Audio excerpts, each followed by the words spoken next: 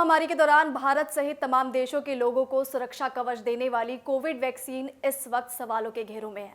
अलग अलग सवाल और आरोप लगातार चारों तरफ से उठाए जा रहे हैं। एक दस्तावेज ने इस पूरे प्रकरण को दुनिया के सामने रख दिया है।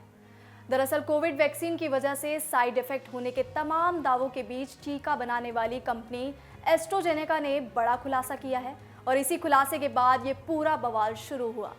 आपको बता दें कि कंपनी ने अदालत में पेश किए दस्तावेजों में पहली बार माना है कि कोविड-19 वैक्सीन की वजह से साइड इफेक्ट्स हो सकते हैं, लेकिन ऐसे मामलों की संख्या काफ़ी कम होने के दावा किया गया है। बता दें कि कोरोना महामारी के दौरान पूरी दुनिया में ऑक्सफर्ड एस्ट्राजेनेका कोविड वैक्सीन को कोविशील्ड और वैक्सोजेविरिया समेत कई नामों से बेचा गया।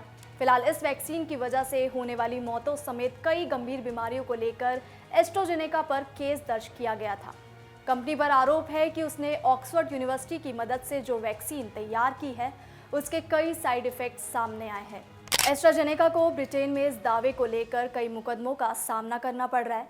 उसके टीके के कारण कई मामलों में मौतें हुई, ऐसे आरोप है। यूके हाईकोर्ट में 51 मामलों में पीड़ित 100 मिलियन पाउंड तक ऐसे हर्जाने की भी मांग कर रहे हैं। मामले के पहले शिकायतकर्ता जेमी स्कॉट ने आरोप लगाया था कि उन्होंने अप्रैल 2021 में टीका लगाया था, जिससे रक्त का थक्का जमने के बाद उनके मस्तिष्क में स्थायी चोट आई। उन्होंने दावा किया कि इसने उन्हें काम करने से रोक दिया है और अस्पताल ने उनकी पत्नी को 3 बार ये तक कह दिया है कि वो मरने वाले हैं। वहीं रिपोर्ट में कहा गया है कि एस्ट्राजेनेका ने दावों का विरोध किया है, लेकिन फरवरी में एक अदालती दस्तावेज में स्वीकार किया गया है कि कोविशील्ड बहुत ही दुर्लभ मामलों में टीटीएस का कारण बन सकता है। इस पूरे मामले में एक बात निकलकर सामने आई है कि एक गंभीर बीमारी जिसके चलते अब यूके में ऑक्सफर्ड एस्ट्राजेनेका की वैक्सीन इस्तेमाल नहीं की जाती, वो ये है कि इस वैक्सीन के इस्तेमाल से टीटीएस यानी थ्रोम्बोसिस साइटोपेनिया सिंड्रोम की शिकायत लोगों में देखने को मिली है। जिस बीमारी का जिक्र यहाँ पे किया गया है वो शायद हमारे लिए नहीं है। आखिर क्या है ये टीटीएस? थ्रोम्बोसिस साइटोपेनिया सिंड्रोम के साथ थ्रोम्बोसिस एक दुर्लभ स्थिति है जिससे शरीर में असामान्य स्थानों पर रक्त के थक्के बन जाते हैं और रक्त में प्लेटलेट्स की संख्या कम हो जाती है। प्लेटलेट्स छोटी कोशिकाएं होती हैं जो रक्त को जमने में मदद करती है, इसलिए इनका बहुत कम होना खतरनाक हो सकता है।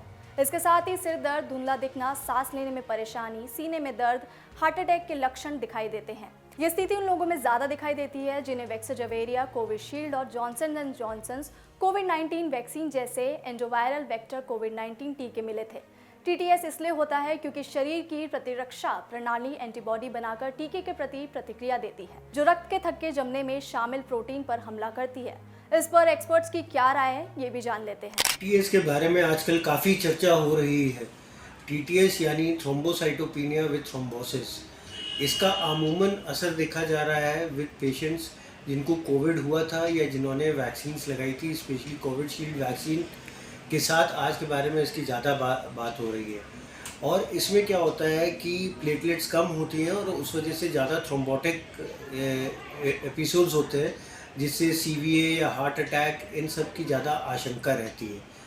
टीटीएस के साथ एक इम्पॉर्टेंट चीज़ ये है कि सब ने इसको कहा कि ये वैक्सीन के साथ की वजह से हुआ है, जिस वजह से काफ़ी जाने गई। बात ये नहीं है।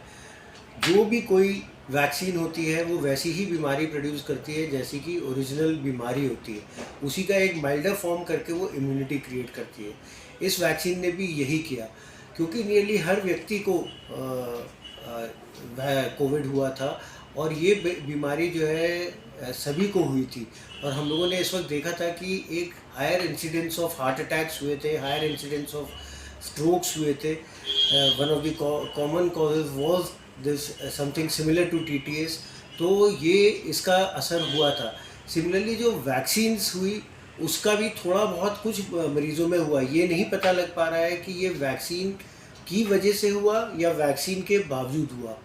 एक चीज़ जानना बहुत ज़रूरी है कि इन वैक्सीन्स ने बहुत लोगों की जान बचाई और बीमारी को काफ़ी हद तक कम कर दिया और ख़त्म कर दिया। तो इस चीज़ पे हमेशा की तरह वैक्सीन को ब्लेम करना शायद उचित नहीं होगा। गौर करने वाली बात यह है कि सुरक्षा संबंधित मामलों को देखते हुए यूके में अब ऑक्सफर्ड एस्ट्राजेनेका की वैक्सीन इस्तेमाल नहीं की जाती। हालांकि कई इंडिपेंडेंट स्टेजेस में इस वैक्सीन को महामारी से निपटने में बेहद कारगर बताया गया है। वहीं साइड इफेक्ट्स के मामलों की वजह से इस वैक्सीन के खिलाफ जांच शुरू की गई और कानूनी कार्रवाई हुई।